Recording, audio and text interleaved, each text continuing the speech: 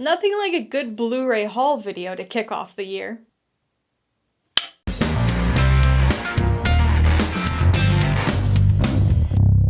Hey everybody, welcome to Mainely Movies.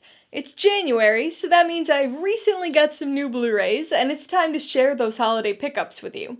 Since I don't usually get a ton of new Blu-rays throughout the year, I don't do monthly haul videos like a lot of other people do.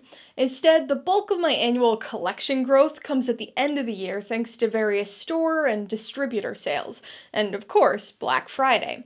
So these are all movies that I either received for Christmas or got as part of some sort of sale at the end of the year, mostly Black Friday and Cyber Monday. With that in mind, I've got a lot of new additions to include in this haul.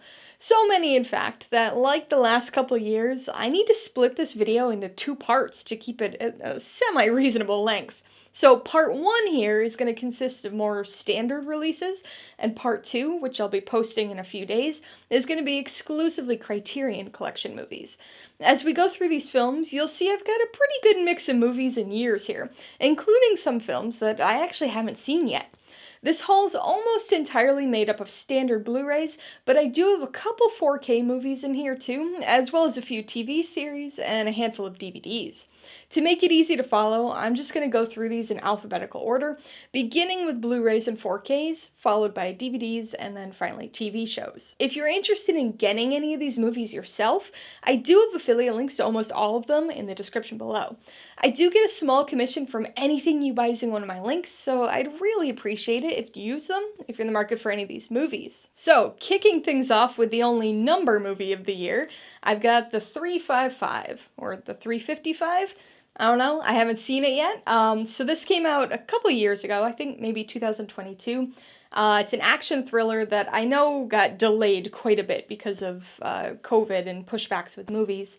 And so at the time, I was very interested in seeing this one. Haven't seen it yet, and I know it hasn't had the best reception, but it seems to have a pretty stacked cast. Diane Kruger, Penelope Cruz, Jessica Chastain, Lupita Nyong'o. So seems interesting. I have a feeling I'll probably enjoy it more than the average person, because I tend to like these sort of spy action thrillers, but we will see how this one pans out.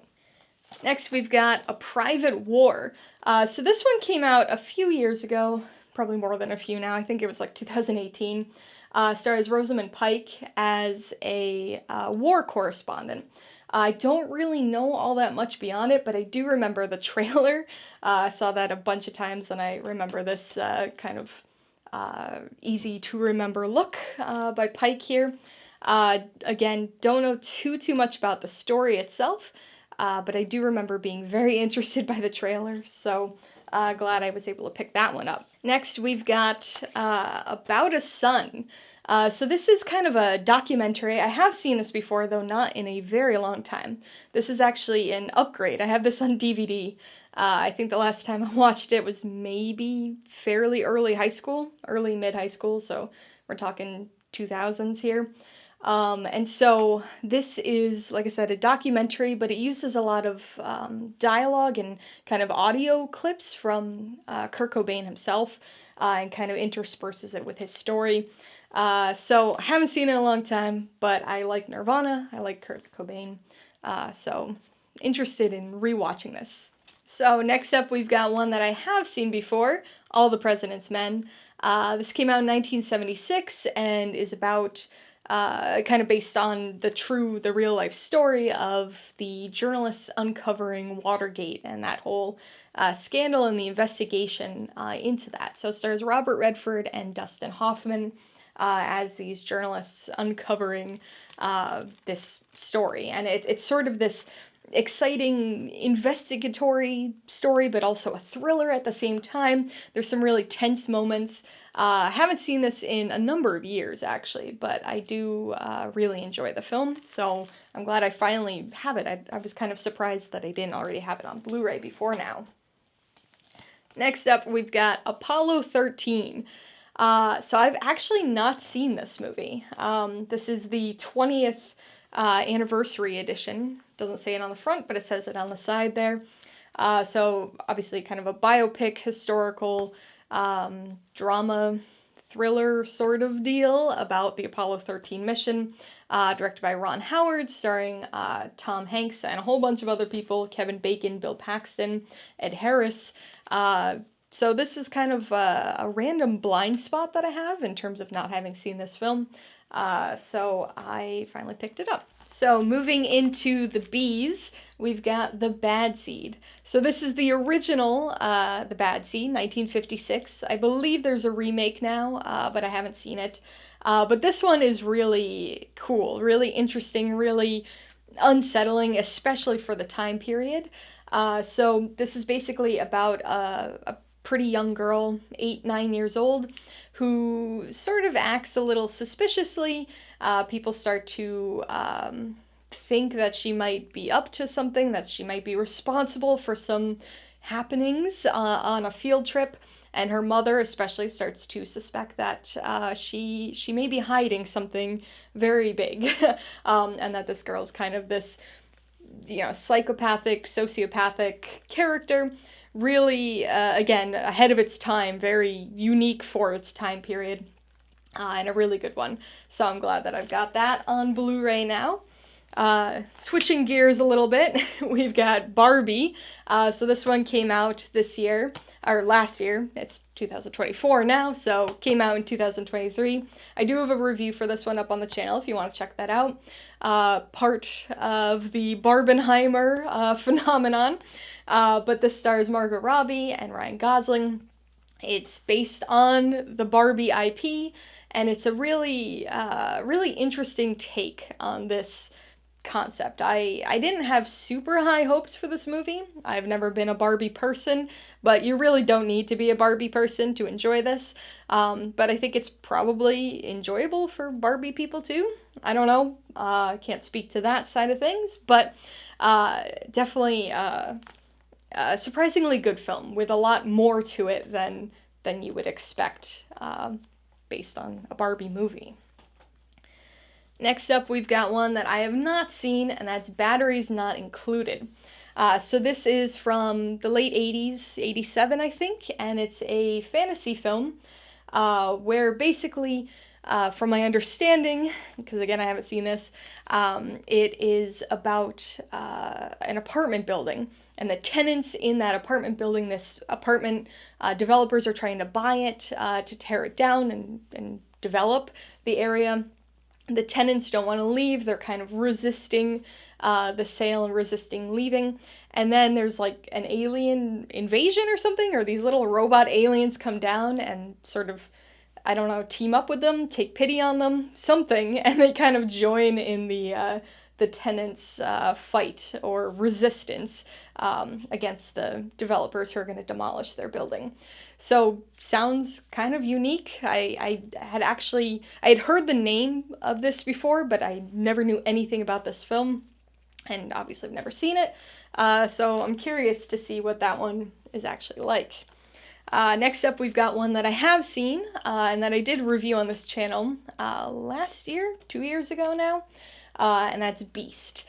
So this is a really interesting and pretty effective when animals attack type of film. So it stars Idris Elba as a father who takes his 2 daughters to Africa to go on a safari, and things don't go so well on that safari, and there is a lion attack, and it's intense. It's again, very effective. The CG's it's okay in some spots, not the greatest in other spots, but this was a fairly pleasant surprise, for me at least, and this is the collector's edition, apparently, but excited to rewatch this one, because I haven't seen it since it was in theaters. Speaking of movies I haven't seen since they were in theaters, we've got Belfast. So this one came out in 2021, directed by Kenneth Branagh, and it's sort of the semi-autobiographical story for him. It's a coming-of-age tale, a drama about a family in Belfast, so Northern Ireland, in the late 60s, early 70s. So a tumultuous period for that area, as well as just, like I said, a coming-of-age tale.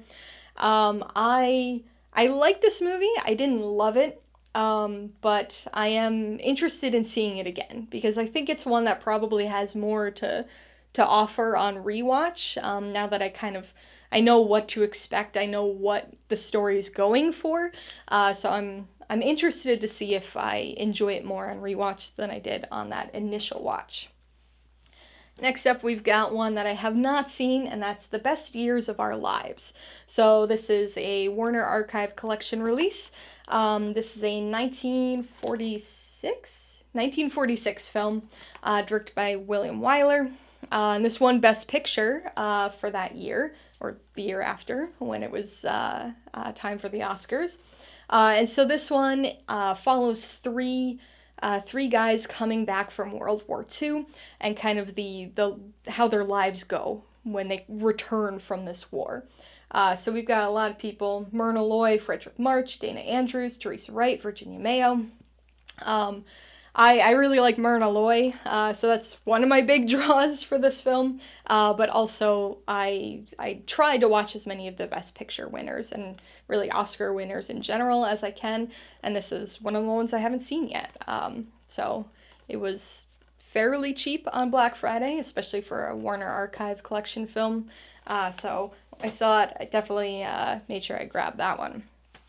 Next, we're shifting gears a little bit to Better Watch Out.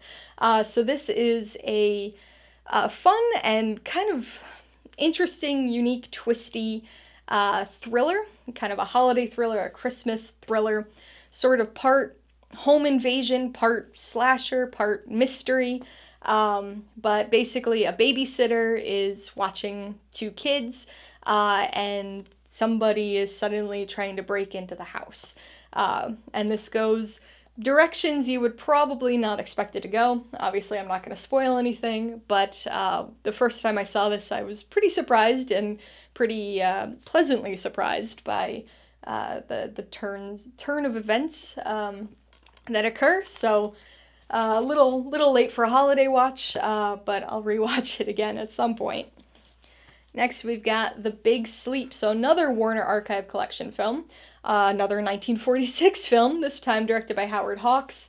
And so this is a Humphrey Bogart and Lauren Bacall film noir. Bogart is a private investigator in LA looking into a blackmail case. It's been a while since I saw this film, and I'll be honest, I wasn't, I enjoyed it, but I didn't love it. So this is another one that I'm really curious to see how things are going to go on rewatch, especially since it has been a number of years since I last watched it. So to be honest, I don't remember exactly how it turns out, so that's probably a good thing. I can kind of look at it with sort of fresh eyes again. But that one I have seen, at least in the past. One that I have not seen is The Black Dahlia. So this is a Brian De Palma film, not the only one in this haul video, so there is another De Palma film coming up later, but this one is sort of a mystery, thriller, historical fiction kind of film, so it's based on the investigation into the Black Dahlia murder. Stars Josh Hartnett and Aaron Eckhart as investigators, detectives. Scarlett Johansson's also in this one, so this was 2006, I believe. Again, haven't seen it. I think it has kind of mixed reception. The ratings kind of seem all over the place for this one, so I'm curious to see what I personally think of it when I get around to watching it. Next up, we've got one that I have seen before, and that's Black Panther: Wakanda Forever. So part of the MCU, second film of the Black Panther series within the MCU. And I actually think I slightly prefer this one to the first Black Panther film, which I feel like is probably not a super common opinion, but I appreciated the direction they took this story, right? It was kind of uncertain how things would play out given real world circumstances. And so I appreciated the sort of succession and political drama within this film. I thought it was pretty interesting. And Namor was interesting, that whole element to the story, Talakan and all of that. And so I finally picked this up. It's been out for a while, and it's another one that I was kind of surprised that I didn't already have. Next, we've got The Blob. So this is the 1988 version, so the remake of The Blob. I already have the 1958 Criterion release for the original, so figured it was about time that I picked up the 88 version as well. So this is the Shout Factory Collector's Edition version. And I like this movie. I think I slightly prefer the original. Very different tone, very different kind of effects and stuff. This one is much gorier. The practical effects are pretty impressive in this one. I think that's kind of the standout here for me. But I do enjoy this one. Much more intense than the original. So I'm happy to have it so I can join the first one on my shelf. Next up, we've got another superhero film, one that's a little bit more recent, and that's Blue Beetle. So this came out 2023. I do a review for it up on the channel as well. This is the Best Buy exclusive steelbook. And this was one that I had very minimal expectations for. I didn't know anything about this character. Honestly, had never even heard of the character of Blue Beetle before the film was announced. So this is a DC film, but it's one that's kind of in sort of a limbo area. It's not part of the DCEU, but it's unclear of whether it's going to be part of the DCU when that kind of gets going. I think it's going to be something that sort of gets enveloped unofficially. But this was a pretty big surprise for me. I thought it was a lot of fun. Not an amazing movie or anything, but pretty solid for just a kind of random superhero that I had never heard of before. Next, we've got a film that I have not seen, but I've heard of quite a bit over the years, and that's The Bone Collector. And so this came out in the late 90s, stars Denzel Washington and Angelina Jolie as, I believe, detectives who are kind of on a serial killer case, right? They're investigating a serial killer who I assume is known as the Bone Collector. Don't know too much about it story-wise, but I tend to like these sort of serial killer investigation films, so I have a feeling I'm probably going to like this one as well. Next, we've got Bowfinger, so another late 90s film. This one's directed by Frank Oz, and we do have another Frank Oz film coming up a little bit later, starring Steve Martin and Eddie Murphy. Eddie Murphy, I believe, is in a dual role in this film. I haven't seen it, but it's another one I've heard of because it's kind of a movie about movies, about making a movie. From my understanding, Steve Martin is sort of this director, this very low budget, nobody knows who he is kind of director, and he wants to get this kind of Hollywood star to be in his film, but obviously that star personality is not going to want to be in this random guy's low-budget film, so he devises a scheme to film the movie without the Hollywood star knowing that he's in the movie. So curious to see how this one kind of goes about that premise. Next, we've got another one that I haven't seen, surprisingly, and that's Bridge of Spies. So this isn't that old. I guess it kind of is now, I guess. 2015, that's almost 10 years now, which is crazy to think about. But this is a Spielberg film, so one of the handful of Spielbergs that I still haven't seen up to this point. Stars Tom Hanks, kind of this political thriller, sort of historical fiction kind of deal. Tom Hanks stars as a lawyer who gets kind of enlisted by or sort of recruited by the CIA to be involved in kind of a Cold War scheme, drama, thriller kind of thing. Again, don't know a ton about the plot here, but it's Tom Hanks, so I'll probably enjoy it. Speaking of Tom Hanks, we've got another one of his, and another one that I haven't seen, and that's The Burbs. This is a film that I've heard a great deal about, but again, Premise-wise, know very little. I have a tendency to try to avoid that, avoid information about plot, spoilers kind of thing. So this is late 80s, and I know that Tom Hanks is just this guy who lives in the suburbs, hence the name, but that he and some of his other neighbors become suspicious of some newcomers, and they think they're up to something sinister, I guess, and it's kind of this comedy suburb story. So I have a feeling I'll probably enjoy that, unless it's too slapsticky, but I don't get that sense. I think it's going to have kind of an interesting darkness to it, so I'm looking forward to that one. So moving into the seas, we've got Cape Fear. So this is the original, the 1962 version. I have seen this film before, and this is a really intense kind of drama, thriller, psychological film. Basically, Gregory Peck and his family are being stalked by this killer, this murderer, played by Robert Mitchum. And so that character, it's this very slimy, sinister performance that's really effective and really creepy. But this one, pretty intense, and so I'm glad that I've finally got it on Blu-ray. Then we've got the remake, the 1991 Martin Scorsese version of Cape Fear, which I actually have not seen. So in this one, we've got Nick Nolte playing the Gregory Peck character, and Robert De Niro playing the Robert Mitchum character, that murderer who's doing the stalking. I suspect the story is fairly similar. It probably follows the same basic plot as the original, but again, haven't seen this one, so excited to finally check it out. Speaking of ones that I haven't seen, we've got Chicago.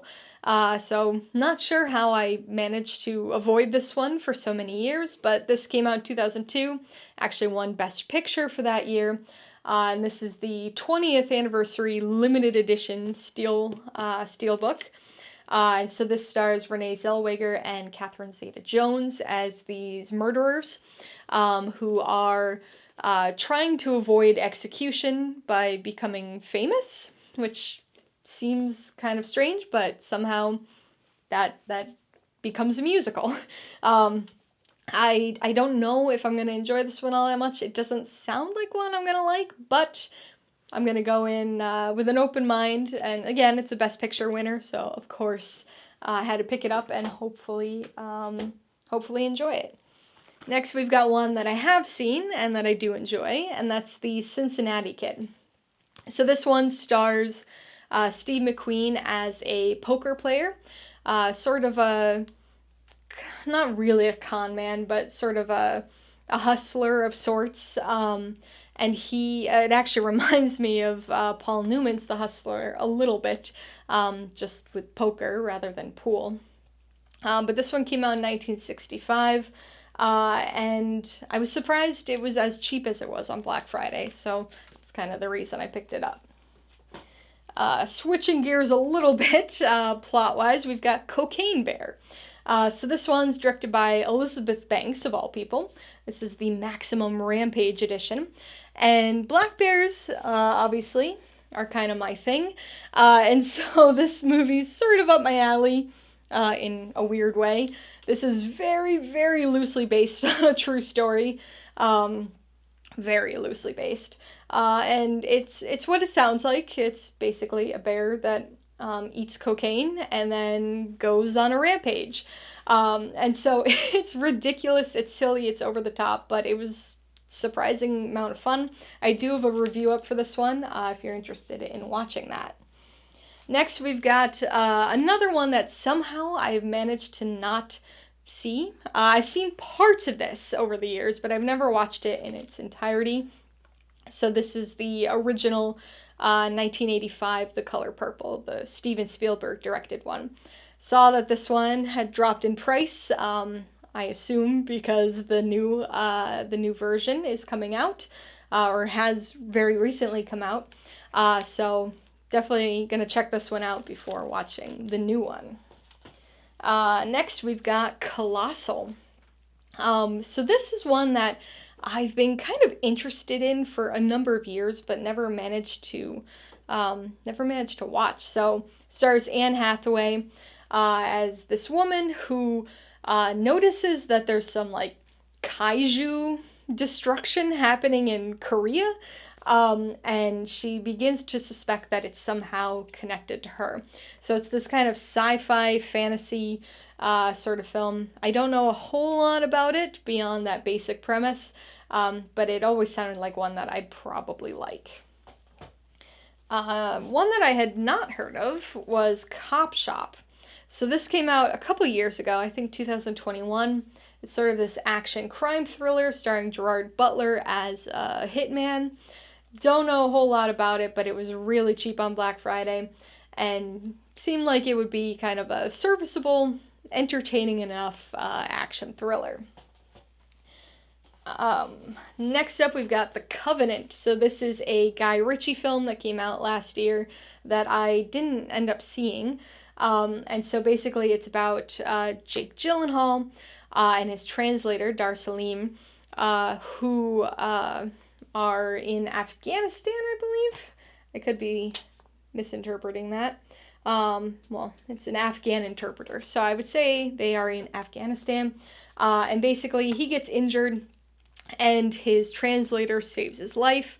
And then Jake Gyllenhaal's character kind of fights to repay that debt to his translator and his translator's family.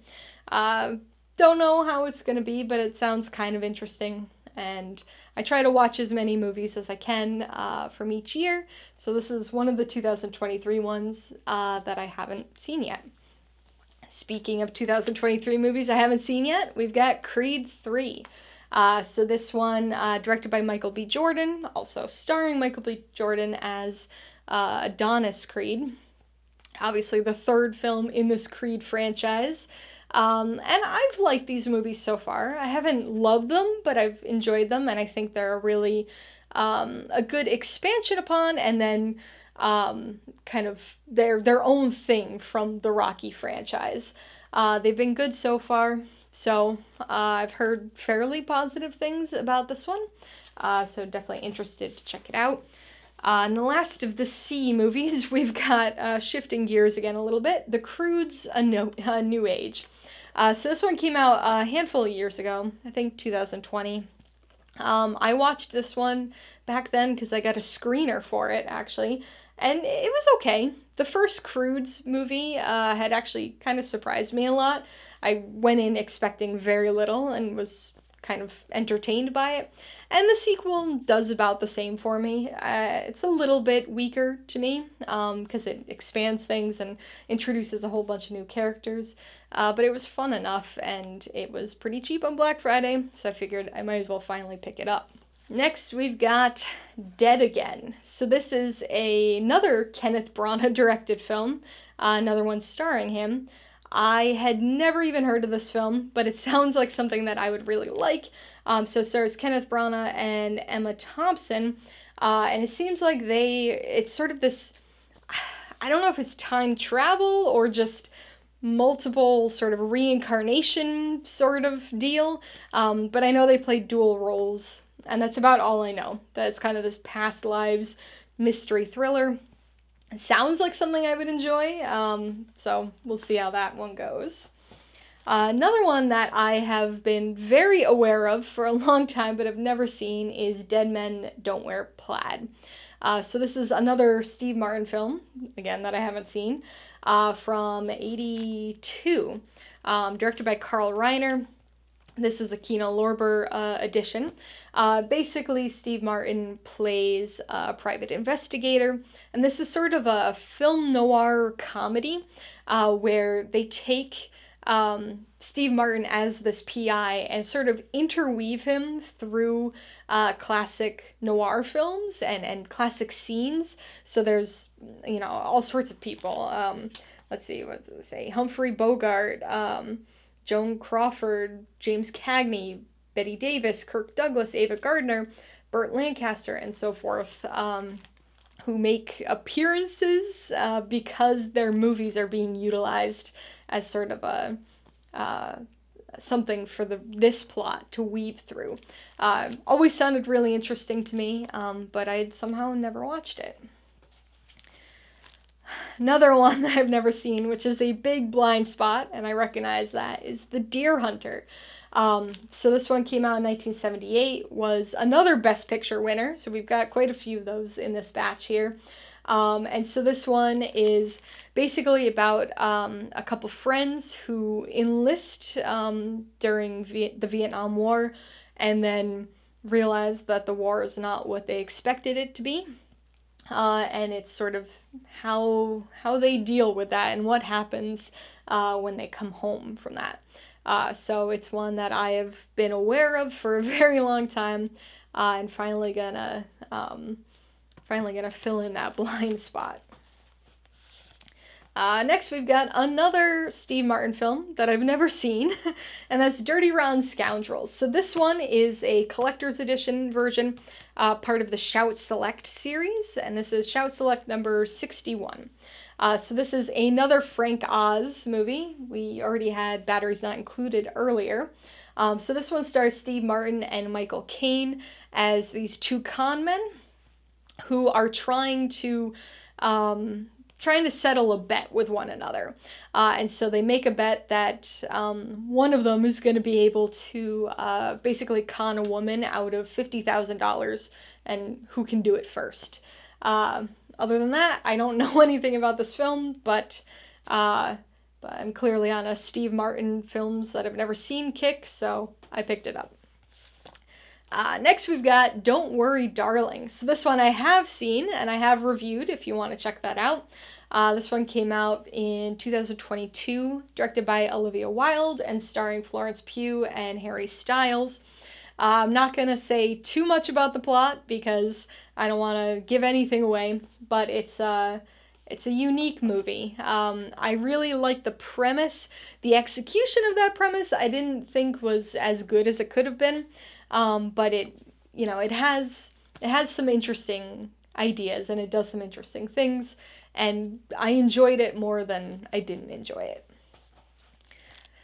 Another blind spot one, we've got Duel. So this is famously Steven Spielberg's first feature-length film, 1971, and it's basically about this guy who's driving and is being terrorized by a truck driver who is basically following on this very remote highway, sort of Jaws with cars, I guess, but haven't seen it somehow. Next, we've got one that I have seen, and that is Elemental. So this one came out last year. I do have a review for it, and I thought it was okay. It tries to do a little too much, I think. There's too many components. There's sort of a rom-com aspect to it. There's a coming-of-age story. There's an immigrant story. Tries to do a little too much, but I think what it does do is pretty decent. Not my favorite Pixar film, but not, far from my least favorite as well. But the one thing I do want to point out on here, I know you're not going to be able to see it on this video, but the kind of pull quote here says, "Burns bright with Pixar's signature blend of vibrant, revolutionary animation." That is a pull quote from one of my friends and fellow YouTubers, Luke Herefield. And so I was very excited to see that, very happy for him and proud of him. So I just wanted to point that out. So definitely go check out Luke's channel as well for more of his thoughts on Elemental and other movies too. Next, we've got Eternal Sunshine of the Spotless Mind. So this is one I've seen bits and pieces of. Always kind of managed to catch part of it on TV, but I've never watched it in its entirety. This one came out in 2004, stars Jim Carrey and Kate Winslet, and it's sort of this sci-fi, fantasy, romance kind of situation where they're in a world or a variant of the future where you can have bits of your memory erased, and so after a breakup, Kate Winslet's character erases memory of Jim Carrey's character. He's really upset about it, decides he wants to do the same thing, but then starts to realize he doesn't want to forget her. So excited to finally watch it in its entirety. Next, we've got Evil Dead Rise. So this is another installment in the Evil Dead franchise, one that I haven't seen yet, 2023, but I've heard that it is very, very gory, that it's extremely brutal for the franchise. I like the Evil Dead films, but they've never been my favorites. However, I'm interested to see kind of how this one pans out. Speaking of films I have not seen, we've got Eyes Wide Shut. So this is Stanley Kubrick's final film, released in 1999, and stars Tom Cruise and Nicole Kidman.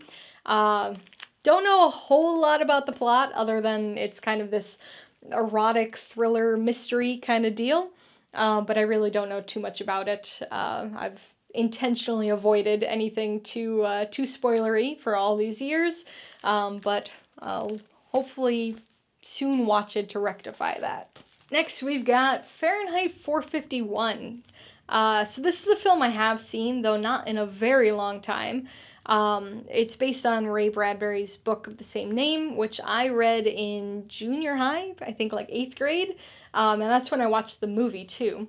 So it's been a while for me. The movie came out in 1966. This is the 50th anniversary edition, so this Blu-ray edition came out a little while ago as well.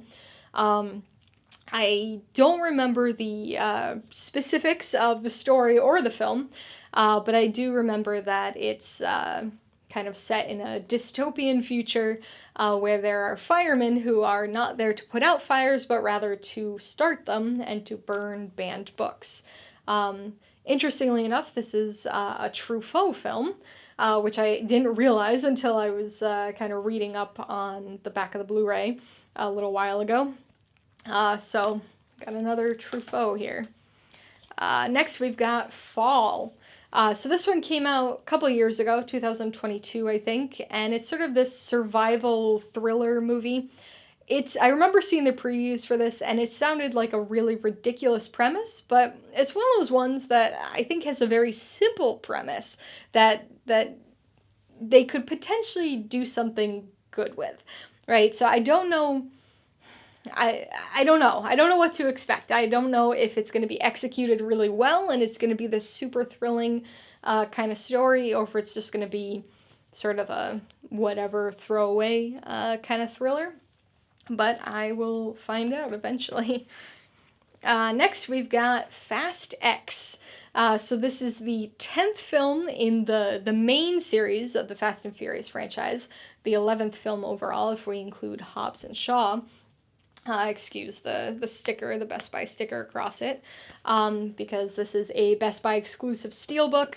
I've got all of these Best Buy steelbooks for the Fast and Furious franchise so far, so of course I had to get this one.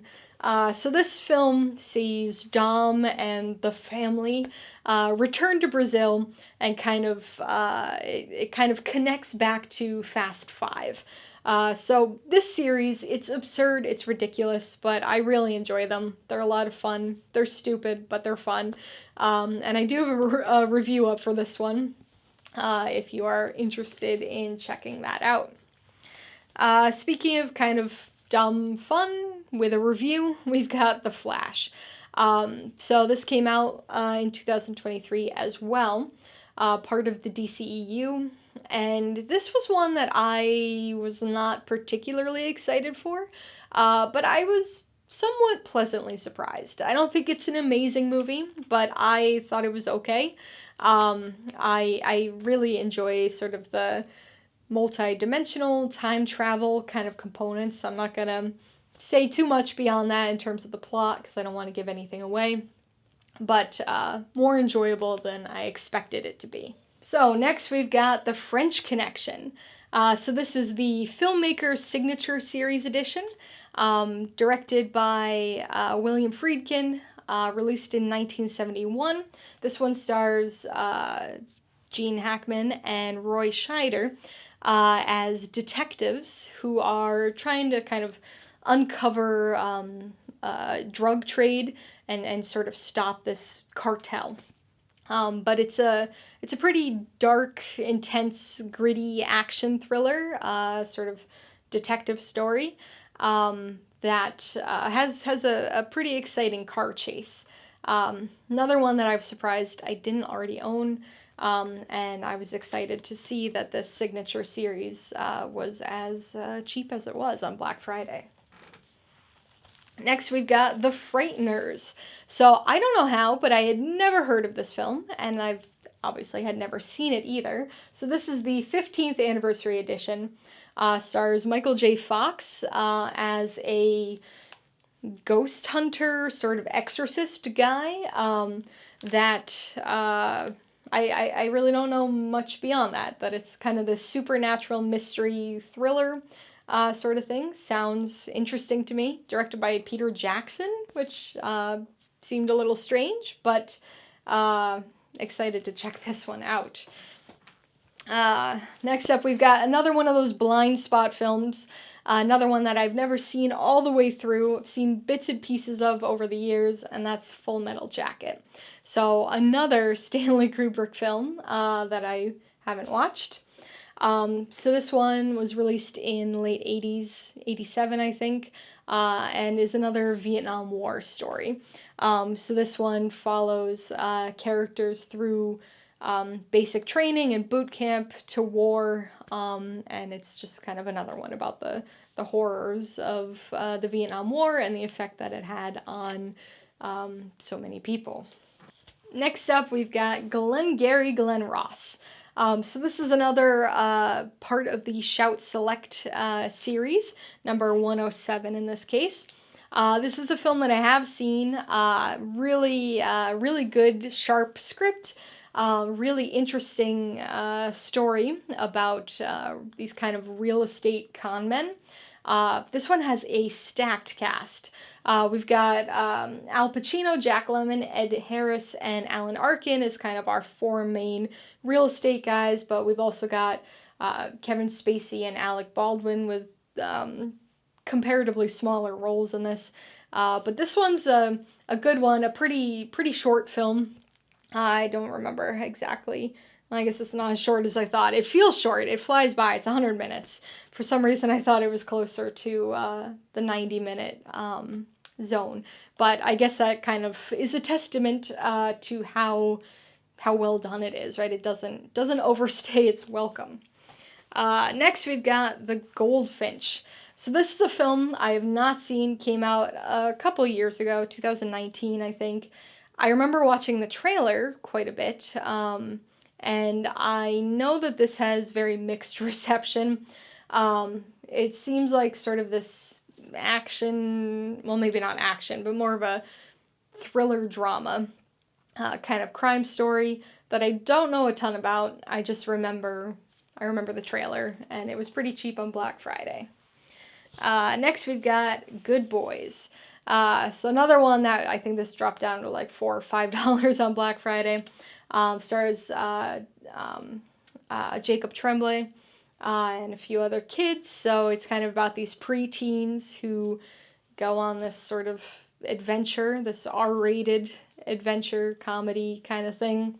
I have a feeling this is just going to be one of those movies where the humor mostly stems from the fact that it's kids saying and doing these various things. But we'll see.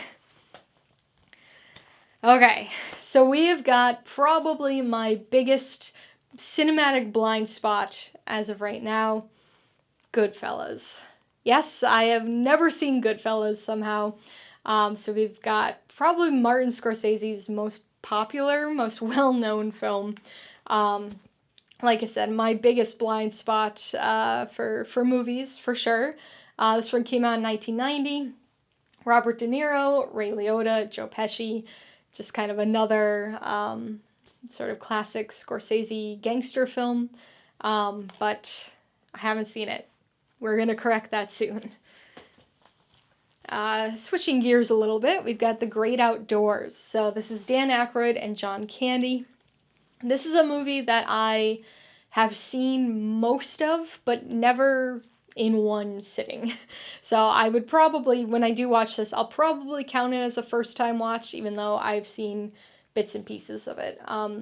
But basically, it's a guy and his brother-in-law that kind of crashes his vacation, and it sort of becomes this, it's a comedy, but it's sort of vacation gone wrong kind of story.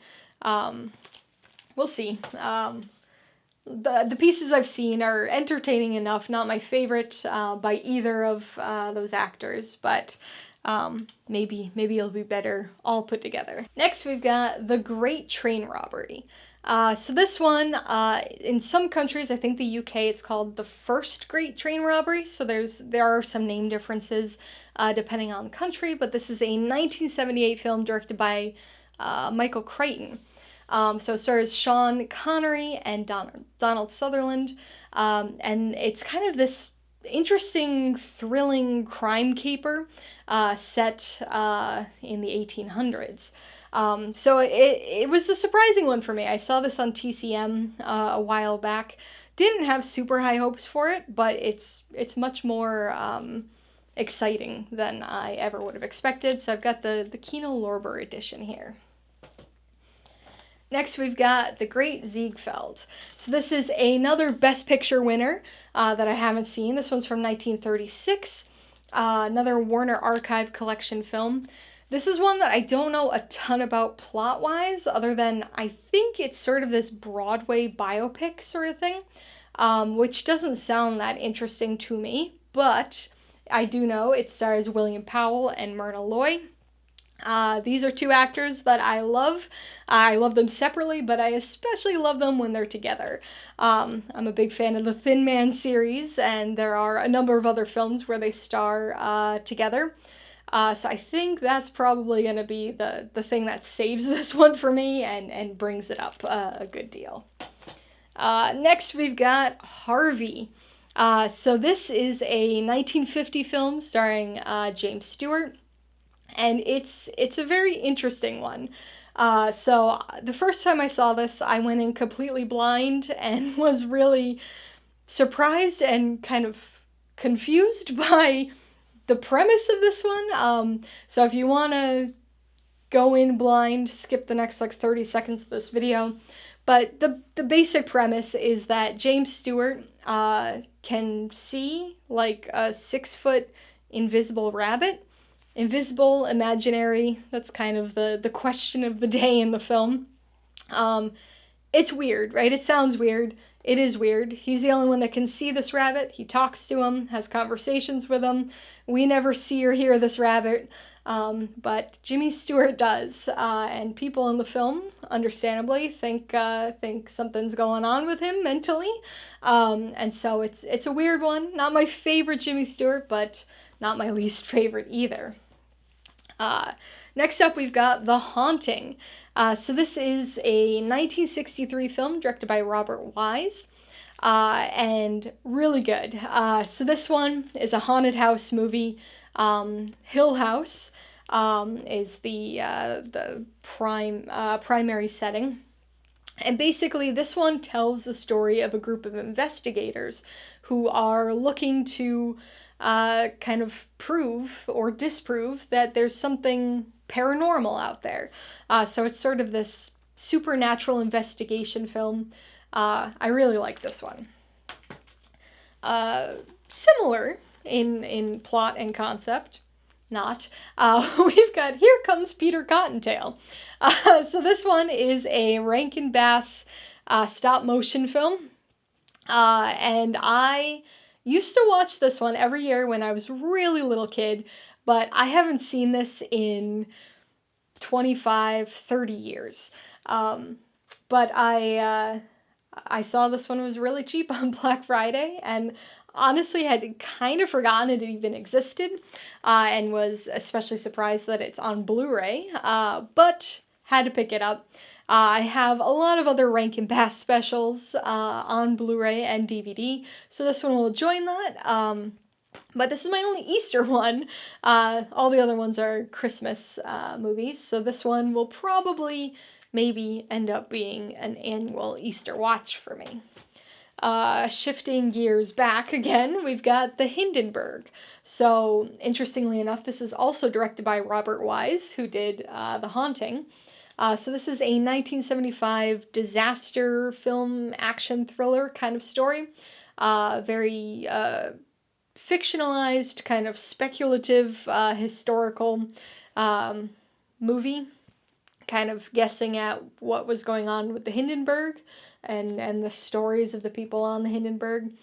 Stars George C. Scott and Anne Bancroft, and other than that, I don't know a whole lot about it, but sounds like one that could be good. Now we've got another one that I know basically nothing about, Honey. So this one was exceptionally cheap on Black Friday. It was like $4. And when I see that on Black Friday, when I'm just kind of looking on Blu-ray.com, seeing the price drops, I have a hard time resisting when it's only a couple dollars. So all I know is it came out in 2003, stars Jessica Alba, and she's like a hip-hop choreographer. All I know. I'll eventually know more. Now we've got Hotel Artemis. So this is one that I actually really enjoy. I saw this one in theaters back in my Movie Pass heyday. So it was like 2018. Sorry, the disc is loose in here, which kind of bothers me, but it keeps shaking. So this is a 4K. The reason I have the 4K is because the Blu-ray has been basically impossible to find. I've been looking for the Blu-ray, kind of keeping my eye on it for years now, and I think it must be out of print because it is extraordinarily highly priced, or impossible to find. This dropped down to a somewhat reasonable price around Black Friday, so I was like, you know what, I'm just gonna spend the like $18, $20 to get this thing. Because I think I'm going to eventually run the risk of never having a physical copy if I don't get it this year. So I got it. Basically, this one is about Hotel Artemis, which is sort of this hotel hospital for criminals. Jodie Foster plays the nurse, who's kind of the main doctor there who patches everybody up. We've got an ensemble cast of criminals here. I remember at the time, it kind of reminded me of sort of John Wick in a world-building sense. That Hotel Artemis kind of reminded me of the Continental. But I haven't seen this since it was in theaters. Like I said, I have very positive memories of the film. I remember really enjoying it, but we'll see how that holds up on rewatch. Moving into the eyes, we've got Ichi the Killer. This is a film that I have been aware of and have heard the name, heard very generic, broad things about for years and years, but have never actually seen. So this is the definitive remastered edition. 2001 film, very violent action thriller about sort of the Yakuza and sort of psycho killer kind of guy. Again, haven't seen it, don't know a ton about it, but I'm glad that I finally have it. Another film, or set of films in this case, that I haven't seen but have been aware of, Ip Man. So this is the 4-movie collection, so it's got all 4 Ip Man movies. Basically, Donnie Yen stars as a martial arts master in these films, and honestly, other than that, I don't know a whole lot about them. Rounding out the eyes, we've got the Cartoon Saloon Irish Folklore Trilogy. So we've got, obviously, 3 movies in here. So The Secret of Kells, Song of the Sea, and Wolfwalkers. I have seen Wolfwalkers. I have not seen the other 2. So I liked Wolfwalkers. The animation's interesting. It was one that was actually nominated for an Oscar a couple of years back, which is the reason I saw it at the time. I think at least Song of the Sea was also nominated for an Oscar in the year that it came out, but I didn't watch it back then. But now I've got all 3 in this kind of cool animated setup case. So interested to watch the two I haven't seen and rewatch Wolfwalkers. Speaking of rewatching, we've got The Jackal. So this is a 1997 film, kind of loosely based on, loosely adapted, loosely remaking, I don't exactly know, The Day of the Jackal, which is a film from the 70s that I have on Blu-ray. This one I haven't seen in a very long time. Stars Bruce Willis and Richard Gere. And this is a movie that sticks out in my mind because it was one of the very first movies I ever got from Netflix back in the DVD in the mail era. So it was like 2004, 2005. I think this was probably my second or third disc that I ever got from Netflix. So I haven't watched it since then, but I have a bit of a nostalgia connection to it just for that reason. Okay, we've got a little franchise series here. First up, Jaws 2. So this is 1978, obviously the second film in the Jaws series. Big step down from the first movie, obviously, but honestly, it's not awful. It's okay. It's just kind of this shark attack movie. It had some potential to really get into Brody's mindset and how the events of the first film affected him. And it sort of starts to dig into that, but then goes off on, following his kids and his kids' friends and stuff. But pretty solid still as a shark movie, just not to the level of the first film. As you could probably guess, next up we've got Jaws 3. This one came out in 1983. I know that this is a film that is fairly hated by almost everybody. I don't think it's that awful. It's not good, right? It's certainly not at the level of the first film, not at the level of the second film, but it does some interesting things. It has some interesting ideas, moving the story to Florida, to SeaWorld, incorporating this kind of marine biology aspect. Obviously, the 3D version is a little silly with the shark coming through the glass, but I like this one more than most people do, I think. However, Jaws: The Revenge is a movie that I really can't make excuses for. This is not a particularly good movie, but I'm too much of a completionist not to have it when I have the other three. It's a bizarre one. It's one motivated shark to kind of have a vendetta against this family and travel to the Bahamas to go after them. It's a weird one. Really bizarre Michael Caine role in this film. But I have all the Jaws movies finally. Harking back to my Steve Martin films that I've never seen kick, we've got The Jerk. So this is a movie I've been aware of for a long time, have heard the name, have seen this poster. This was Steve Martin's film debut. And basically he's this adopted inventor who goes on this kind of crazy adventure and this kind of rags to riches sort of storyline. I don't know a whole lot other than that, but again, Steve Martin's debut, so I imagine it'll be entertaining at the very least. Speaking of which, we've got Jesus Christ Superstar. So this is the 40th anniversary edition of a movie I have never seen. This one came out in 1973, based on the Broadway musical of the same name, directed by Norman Jewison. And I honestly don't know a whole lot about it, other than it's a musical about Jesus.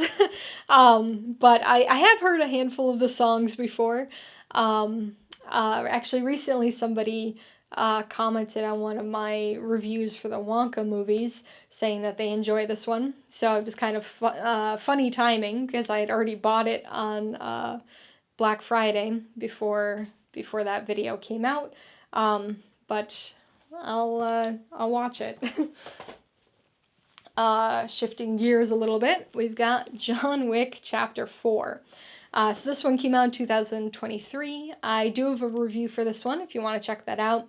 This was one of my favorite movies of the year, definitely my favorite action film of the year. A really good, interesting continuation of the John Wick franchise. It is potentially an end point, potentially a stopping point, but I could see them working out ways to make more of these movies, even in the main series, because I know we're getting the spin-off Ballerina in 2024. But I really enjoy this, really like the whole John Wick franchise as a whole. Happy to have the fourth one to join the other three in my collection. We've got another 2023 movie here. This one, though, I have not seen. I didn't get a chance to see this when it was in theaters, but sounded like a lot of fun. It's kind of this wild, chaotic road trip movie. Stars Stephanie Hsu, who I really, really enjoyed in Everything Everywhere All at Once. Have heard good things about it, so I'm excited to check this one out. One that I haven't seen in a while is Judas and the Black Messiah. So this one came out a handful of years ago, was Oscar nominated, so that's the reason I saw it at the time. But this one stars Lakeith Stanfield and Daniel Kaluuya, and it's sort of this biographical thriller drama about the FBI kind of trying to infiltrate the Black Panthers and sending an informant in to kind of figure out what was going on with the Black Panthers. So interested to rewatch it because it's been a few years. This one, Black Friday, man. So this is one that I had never heard of, really cheap, and I was like, what the heck? King Kong Escapes. So this is a 1967 film directed by Ishiro Honda, who did a lot of those Toho films. So he directed the original Godzilla, a bunch of the Godzilla sequels, which I've seen because I have that Showa era Criterion set. This one, this is basically King Kong versus Mecha Kong, or I think they call him Mechana Kong. So big, ridiculous kaiju action, I'm sure. We'll see how this one is. Next, we've got Knock at the Cabin. So this is the 4K version, collector's edition. This is another 2023 movie. I do have a review for this up on the channel. This is the most recent film by M. Night Shyamalan. And so this one has a really intriguing premise. The execution is so-so. It's not my favorite of his. It's not my least favorite either. But this one was a little bit of a disappointment this year. But I still liked it enough to want to pick up a physical copy of it. Next we've got Kramer versus Kramer. So another Best Picture winner. I have seen this one. 1979, stars Dustin Hoffman and Meryl Streep. And it's sort of this legal drama about custody of a kid.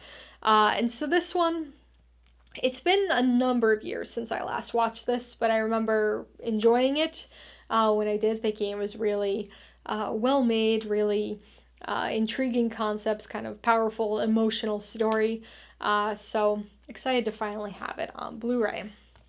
Next up, we've got another Warner Archive Collection film, The Last of Sheila. So this one is a really fun whodunit. It's a mystery movie that sort of has this game component to it, and this sort of scavenger hunt of sorts. And so if you've seen Rian Johnson's Glass Onion, the Knives Out sequel, there's a lot of this movie in that film.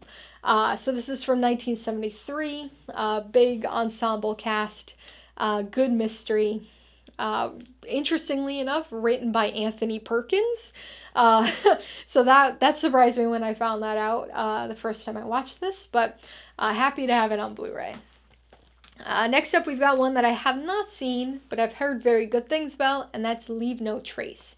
So this is a drama that came out probably 5 years ago or so, Stars Thomasin McKenzie and Ben Foster as a father-daughter pair, kind of living off the grid, being discovered as off the grid, and people trying to pull them onto the grid, as sort of the consequences and fallout from that.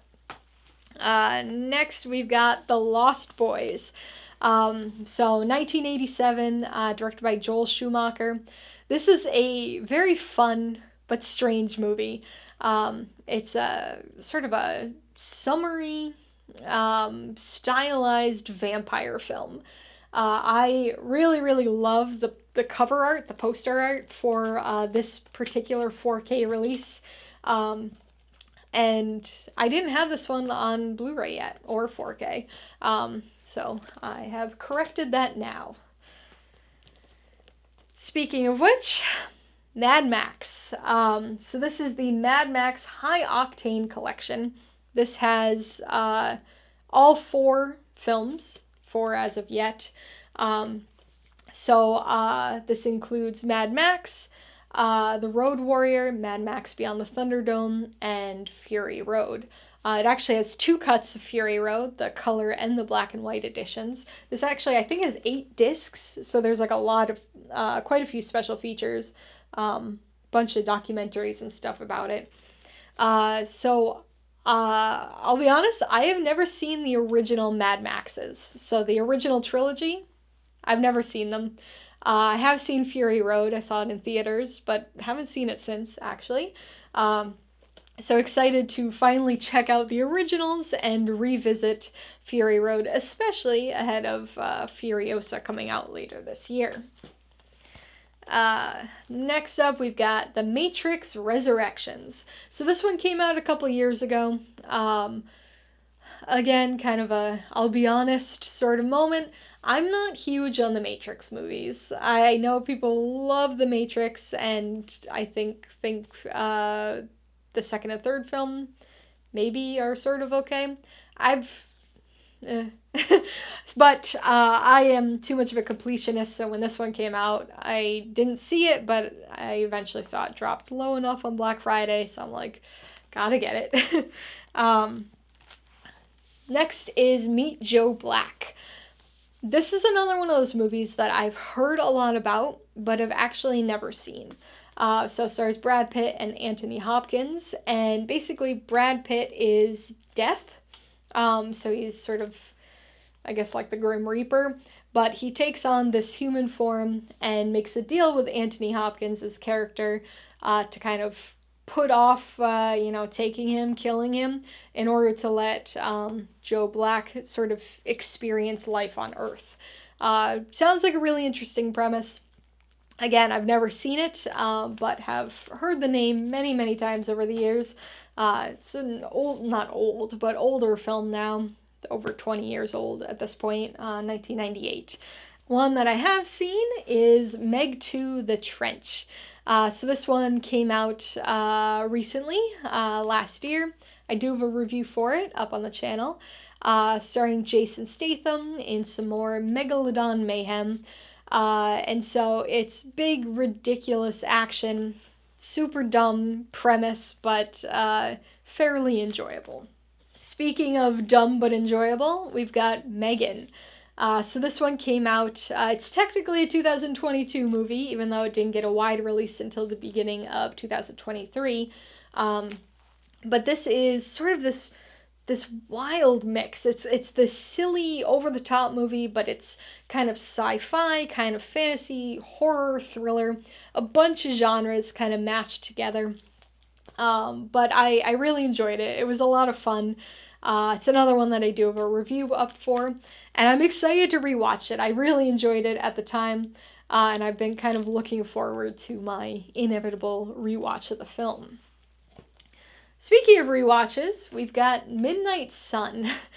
So when I was talking about Hotel Artemis before, I mentioned that I was on a movie pass kick in 2018. I was basically going to the movies almost every day, at least every other day. And so there was probably about a year period where I think I saw every single movie that was released in Maine, and this was one of them.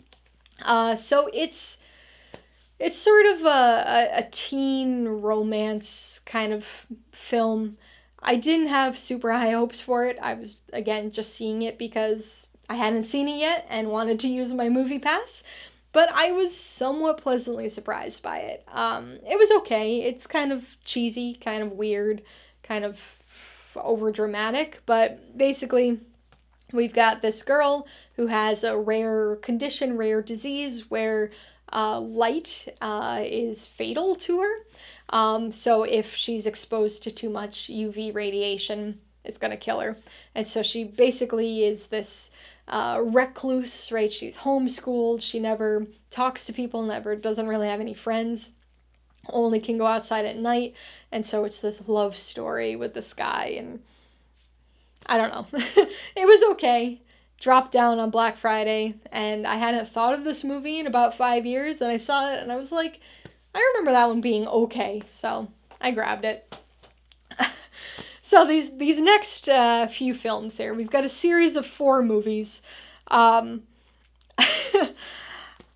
so The Monkey King. Okay, so let me explain why I have these movies on Blu-ray. Basically, on Black Friday, when I was looking at, I mentioned before, I kind of check blu-ray.com and keep track of the films that have recent price drops. They also give indication of, like, the biggest price drops, the best deals. And so I was sitting there, again, day after Thanksgiving, so I was home, sitting on the couch with my dad, and I was looking through these Blu-rays, and I saw that a movie that I had never heard of called The Monkey King 3 had dropped on blu-ray.com or on Amazon. And I turned to my dad and I was like, oh, Monkey King 3 is really low, because he likes monkeys, and we were just joking around, didn't know anything about the movie. And he was like, oh, you should get it. And then I was like, well, then we're going to have to get the whole Monkey King series. Ha ha ha. Lo and behold, he ordered the Monkey King series for me. I got it on Christmas. So these are a series of Chinese films, and they're based on like a 16th century Chinese novel, kind of legend of the Monkey King. This one stars Donnie Yen as the Monkey King in full monkey getup. This is a really weird movie. It came out in 2014, but the CGI looks like it came out in like 2003. It's awful looking, but it's so chaotic. It's so random and absurd and big. I can't say that I liked it, because I didn't. I've already watched it. Me and my dad watched all of these movies a couple days ago, or probably a week ago by the time this video comes out. But it's something. So, as you could probably guess, I got the rest of the Monkey King franchise here. So Monkey King 2, bit of an improvement over the first one. The visual effects, the CGI, huge improvement, even though it was only 2 years later. But Donnie Yen, I imagine, didn't really want to be a part of it anymore, so he was replaced by Aaron Kwok as the Monkey King. And it was actually kind of an improvement. I like Donnie Yen. Obviously, I've got quite a few other movies of his in this haul video, but this one, probably the best of the Monkey King franchise. So continuing with the Monkey King franchise, we've got the Monkey King 3. So this one was the reason for it all, right? The reason I have this entire Monkey King series. It's not very good. It's really weird.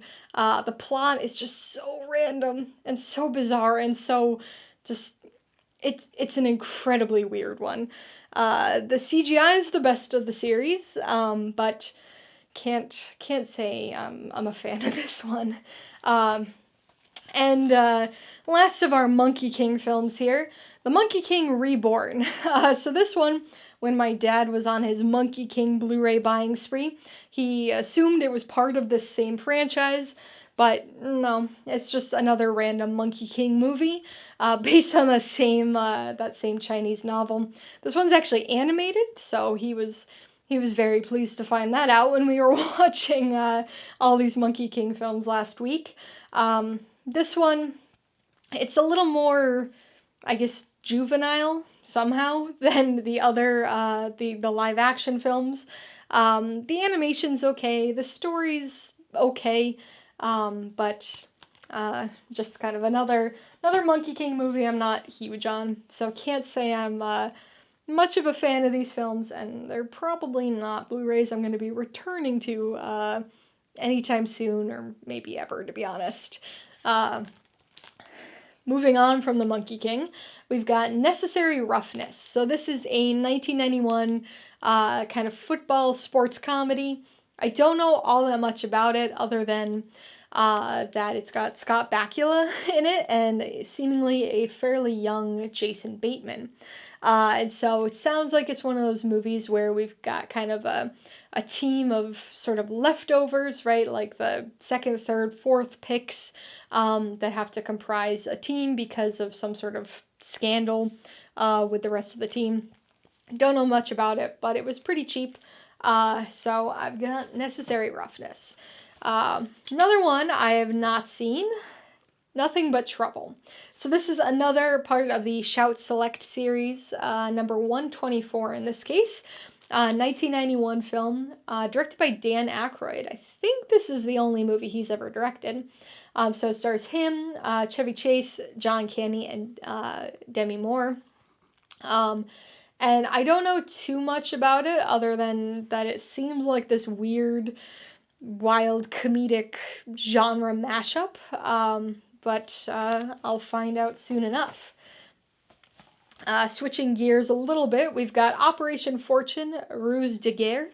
So this is a 2023 movie, another one directed by Guy Ritchie. I think that's the second one of his I've got in this haul video. Stars Jason Statham as this spy. He kind of gets this team together. I don't know a whole bunch more beyond that, other than it's this kind of action thriller comedy. I imagine it's going to be one that I enjoy, though. But we'll see. Next up, we've got Oppenheimer. So, the other part of the Barbenheimer phenomenon this summer. Christopher Nolan's most recent film. I do have a review up for this one. This is the Best Buy Steelbook, so 4K and Blu-ray. Really good film. Sort of this multi-timeline character study kind of film. It's impressive. Not my favorite of the year, but it's up there for me. Cillian Murphy especially is great in this, so I'm really excited to get a chance to rewatch it. Next, we've got a film that I haven't seen, and that's Out of Sight. So, stars George Clooney and Jennifer Lopez. And we've got Steven Soderbergh as the director. So, 1998 film, and it seems like it's sort of this action romantic comedy kind of thing, where George Clooney is a criminal of some sort. Jennifer Lopez is a U.S. Marshal. And their paths intertwine. The Outfit. So this one came out a couple years ago, maybe 2022, I think. I do have a review for it up on the channel, and I really enjoyed this one. This is a film that I saw the trailer for so much. I have this indie theater that I go to that's about an hour away from me. And they play the same few trailers for like weeks on end. I saw this trailer so many times, but I really enjoyed the film. Mark Rylance is especially good here. Has a really great script, a really interesting story. It's kind of this thriller, period drama kind of thing. Very excited to check this one out again, to be able to rewatch it. Over the Top.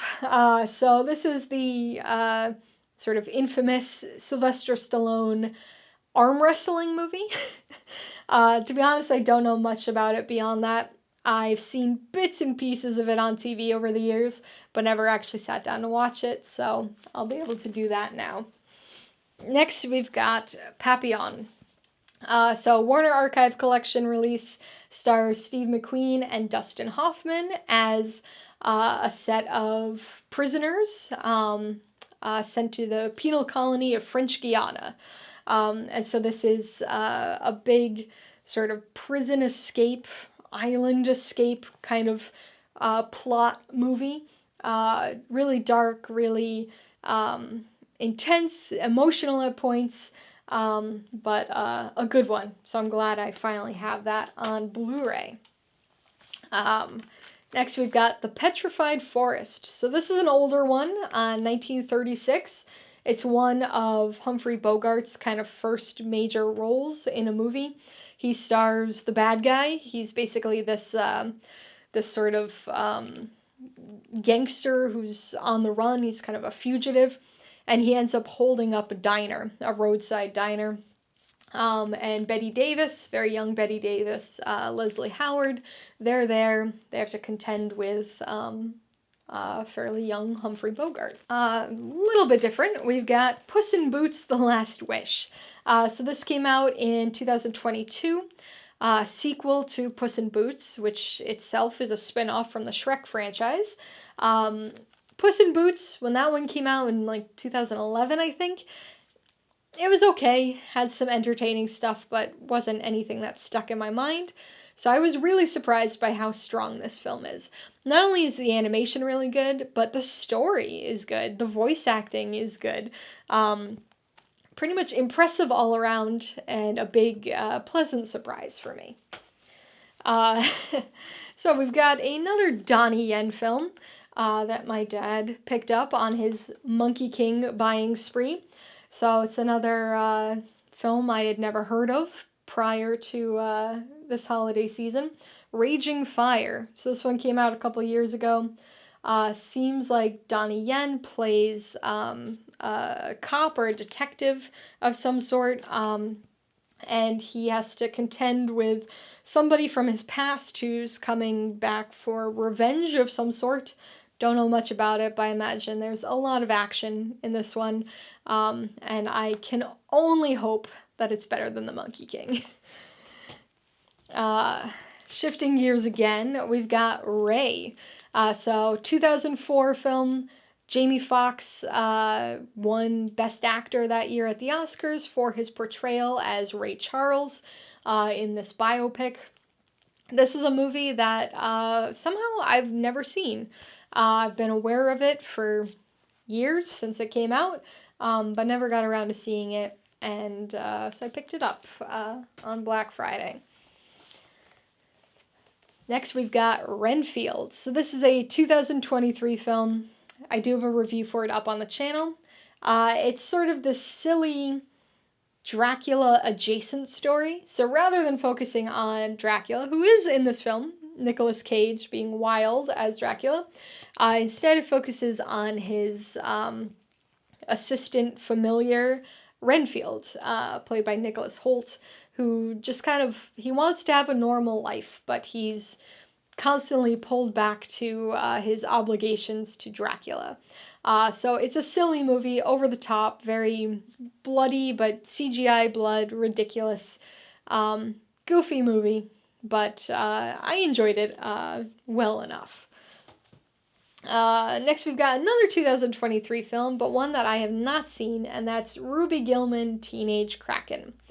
So I haven't heard a ton about this movie, other than from one fellow critic friend who really seemed to like this one, so I'm kind of taking their word for it on this one, blind buy for me. But I gotta say, there aren't many Kraken stories out there, so figured I'd give it a shot. Next, we've got a Western. This might actually be my first Western of the haul video here, and that is Shane. So this is an older film, 1952, kind of, again, this classic Western story about a retired gunfighter who makes his way into a town and finds that The families there, the homesteaders, are being kind of terrorized by these cattle ranchers who want their land. So he becomes a hired gun for this family, and it's this really good story, good, decent action, good, decent, Western kind of gunfighting action, but some emotional components, good sort of mentorship-ish relationship that he has with the son of this homestead family. I've only caught it on TCM before, so finally have the Blu-ray now. Next up, we've got 2023 release, so Shazam! Fury of the Gods, another DCEU film, the sequel to the first Shazam movie, which I enjoyed that one, and so I was kind of looking forward to this one. I was hopeful for this one. I liked it, not as much as the first one, but it's very different. It incorporates the Shazamly a lot more.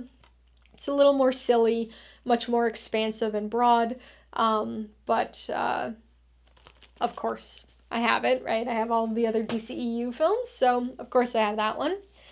Next we've got a 2022 film, She Said. So this one stars Carey Mulligan and Zoe Kazan, and based on a true story about sort of the journalists and the investigation into a breaking news story that eventually kind of led to the Me Too movement. And I haven't seen this one yet. I remember seeing the trailers, remember being interested in it, but it never got released near me. And then I kind of forgot about it for about a year. So I have it collector's edition, looking forward to watching it. Film I have seen, but not in a while, Singin' in the Rain. So this is a 1952 musical, co-directed by Gene Kelly and Stanley Donen. This is the 4K version, obviously. Iconic musical. I think everybody knows a couple songs, at least from this film. And certainly know Gene Kelly's Singing in the Rain, Dancing Around the Lamppost in the Rain component. But again, I haven't seen this in a little while.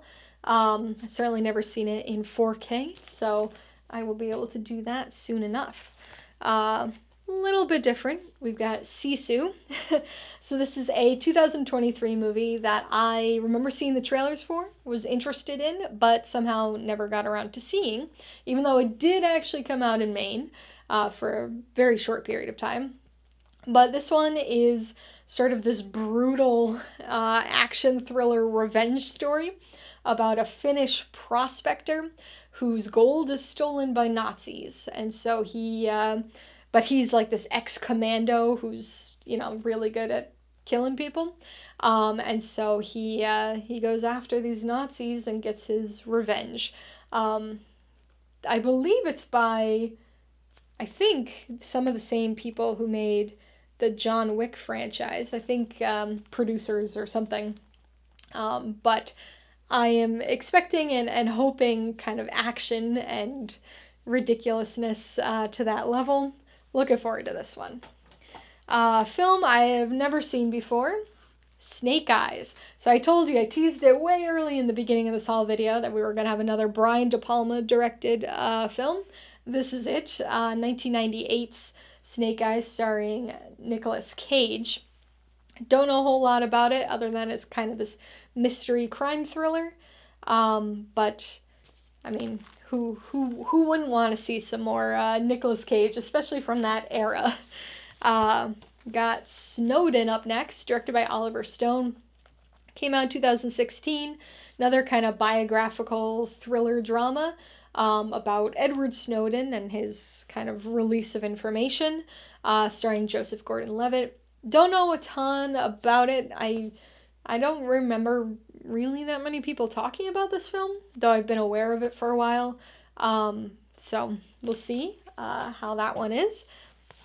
Next up, we've got a somewhat more recent film, got Spider-Man Across the Spider-Verse. So this is the second film in the Spider-Verse franchise. Came out in 2023. I do have a review for this one. This is actually my favorite animated film of the year, and probably going to be the one that wins animated feature at the Oscars, but we'll see. I really enjoy this one. I think it's about kind of on par for me with the first film. I think I like them about equally, but really strong sequel. Again, the animation is awesome, and the story here is much more expansive somehow. Right, you watch the first one, you think, how could this possibly get bigger with this multiverse concept? But this one does, setting up for the third part in the series, which we should be getting in a couple of years. Next up is Stay Tuned from 1992. So this one is one that I only recently found out about. One of my friends, who's also into movies, who is part of my trivia team, he recommended this one to me. And so I already watched this, not this Blu-ray version, but I watched it on, I can't remember which streaming service, a while ago. But this one stars John Ritter and Pam Dauber as a married couple who kind of get sucked into TV, kind of this cable game of life, or game for their lives, run by the devil, or sort of run by Death, the devil. It's kind of confusing to explain. But basically it's all these parodies of various TV shows and things from the 80s that they have to try to survive. Lots of fun references and gags. I really love the premise. The execution leaves a little to be desired, but it was still entertaining, so I'm glad I have it on Blu-ray. Next up, we've got The Sting. So this stars Paul Newman and Robert Redford, sort of a reunion from Butch Cassidy and the Sundance Kid. Directed by George Roy Hill, again, 1973. This one is about two con men in the 30s. Another Best Picture winner. However, I have seen this film before, so it's not like some of those other ones that are in this haul video. But didn't have it on Blu-ray, so now I've corrected that. A little bit different. We've got Studio 666. So this one came out in 2022. I do have a review for it up on the channel. This is a very niche film that won't be for everybody, but it's a very violent, kind of gory, over-the-top horror comedy starring the Foo Fighters. That's about it. If that sounds like something you would like, then you'll probably really like it. If you're sitting there going, what? Then you'll be thinking that when you watch the movie as well. Next we've got Super Smash Brothers movie. So this is the animated one from 2023. I do have a review for it. And this one is the Power Up Edition. So we've got Mario, we've got Luigi, a whole assortment of other Nintendo characters like Princess Peach, Donkey Kong, Toad. We've got some lots of references to the various Mario games, references to other Mario adjacent games, like a little bit of Super Smash Brothers in there, a little bit of Mario Kart in there. So it was fun for the references. Other than that, it's not the greatest kind of movie for me, but I'm not gonna lie, when there are the inevitable sequels or sort of the start of a Super Smash Brothers universe, I'll probably watch those other ones as well.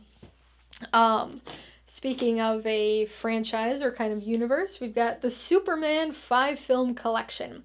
So these are the original Superman movies, so 1978 to 87. It's a 5-film collection, but there's only 4 movies in it, just 2 cuts of Superman 2. So we've got the director's cut and the theatrical regular cut as well. All 4K. So Another blind spot for me. I've actually never seen any of these in their entirety. I've seen bits and pieces. I've seen many of the classic scenes, especially from the first Superman movie, but I've never actually seen these originals. So I will be correcting that in the near future. Next up, we've got a 2008 film that I had previously never even heard of somehow, and that's Surveillance. So this one is about FBI agents kind of tracking down a serial killer and following them along with people who either were victims or were like people who just narrowly escaped being victims of the serial killer, from what I got from the blurb on the back of the Blu-ray. Sounds like one I'm gonna really like. Twisted and disturbing. So, I mean, that's up my my alley with serial killer films. But again, somehow I'd never even heard of it before. One that I have heard of and have seen previously is Tar.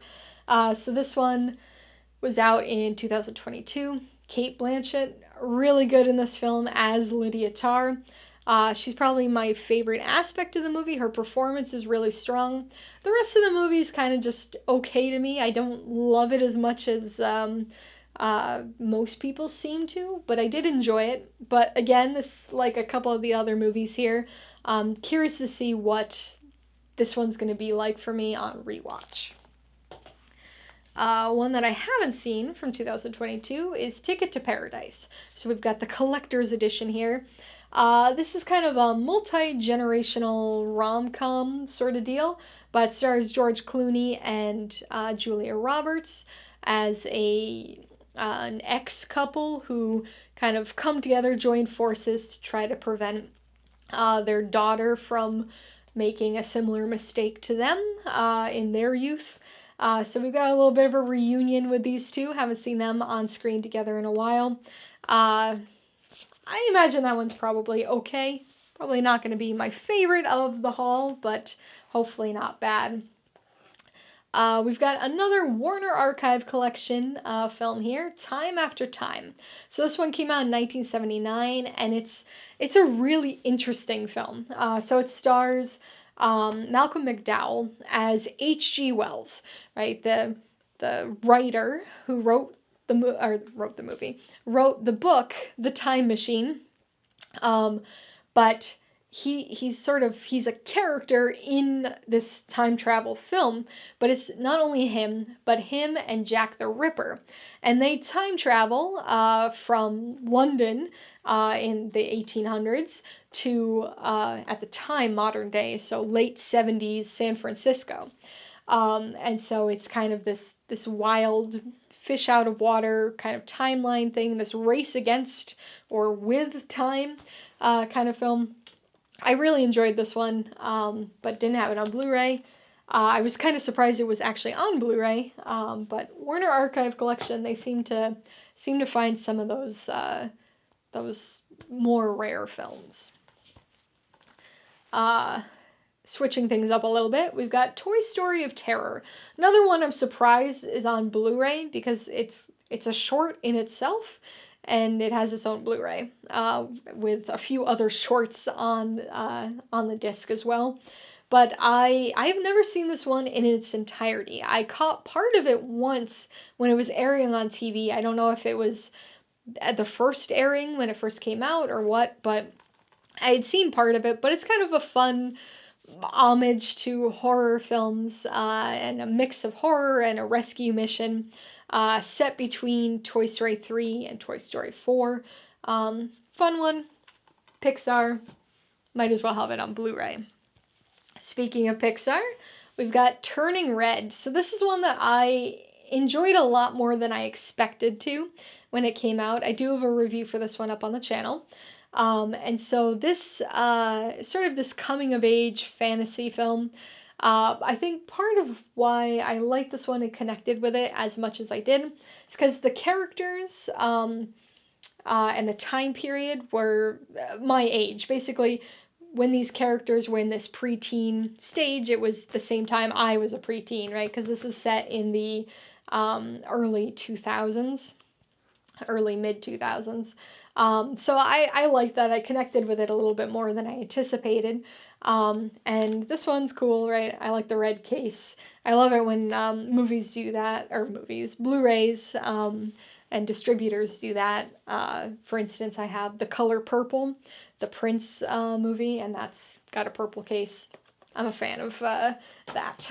Up next, we've got another Shout Select film, this time number 113, and that's Twins. So Arnold Schwarzenegger, Danny DeVito starring as twins who were separated at birth, reunite later in life and go on kind of this misadventure. This is another one I've never seen in its entirety. I've seen bits and pieces of over the years, but we'll finally check it out in a single sitting. Violent Night. So this one came out in 2022. I do have a review for it up on the channel. This one is a fun holiday action film. It's kind of Die Hard with Santa. Brutal.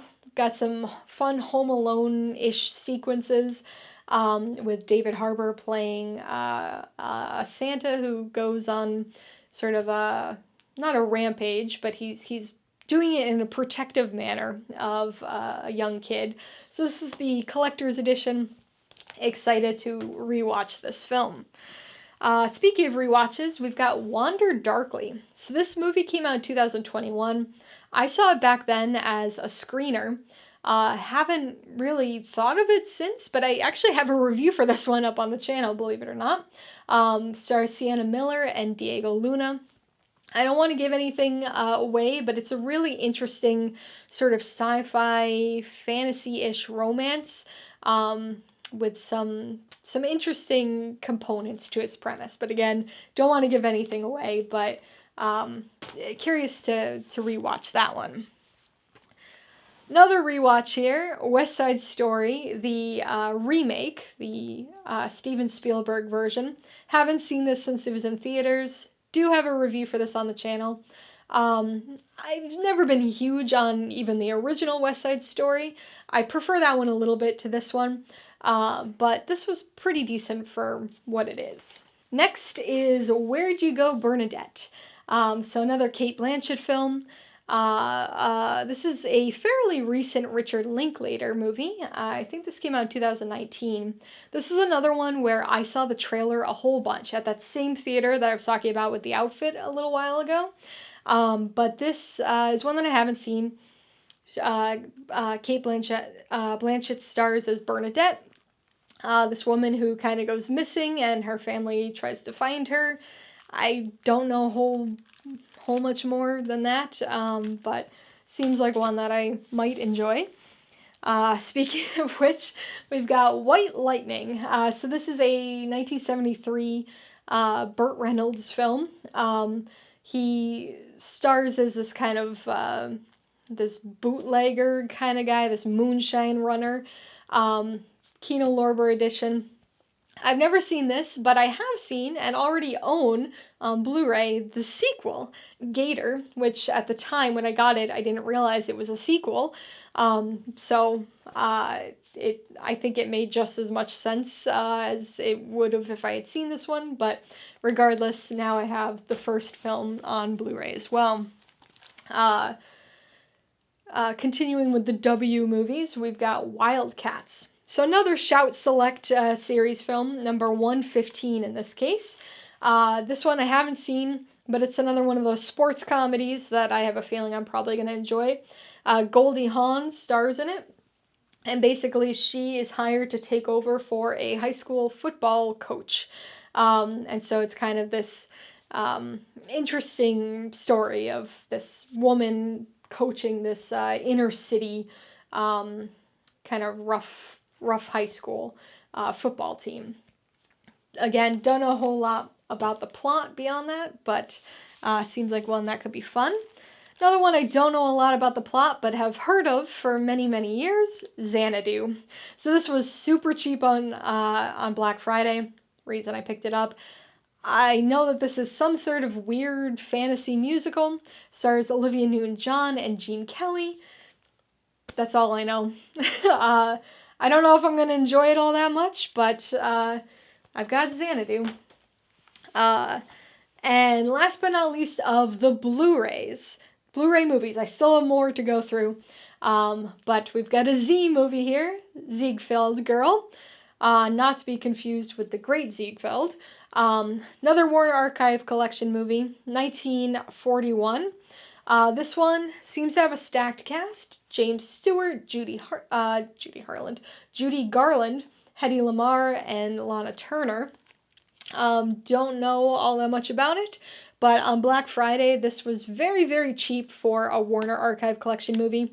So I have a feeling it might be close to going out of print or something. So, you know me, so I had to pick it up. Okay, so these next few movies are DVDs. They've never been released on Blu-ray, probably never will. And just like the Monkey King series, I feel like I need to provide a little bit of explanation because they are all part of the same series. This is a franchise that I started liking when I was very young and kind of had many of the movies on DVD until I was too old, really, for the franchise, and I stopped getting them.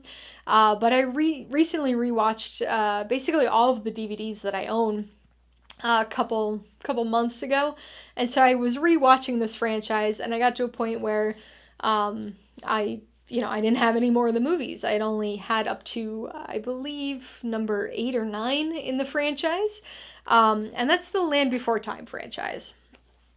Around Thanksgiving, I got number 10 and 11 and watched those, and so now I've got the last 3 of the Land Before Time franchise here. So this is chapter, volume, whatever, 12, Land Before Time, The Great Day of the Flyers.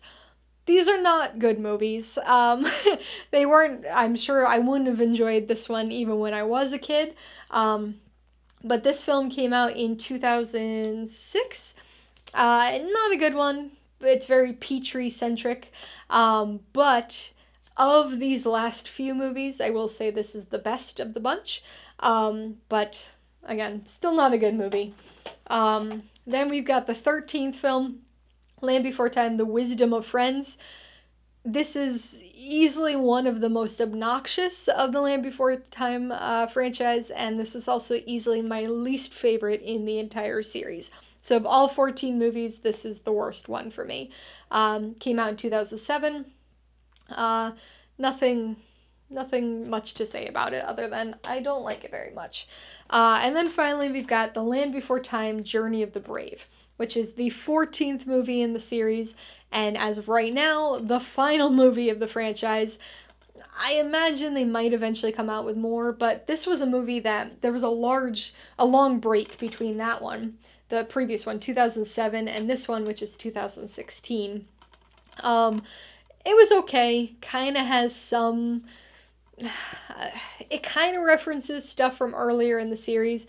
I wish it did more to really hark back to the original, or even the earliest ones once it became a franchise and a musical and all that stuff. But it was okay, especially if it's the final Land Before Time movie.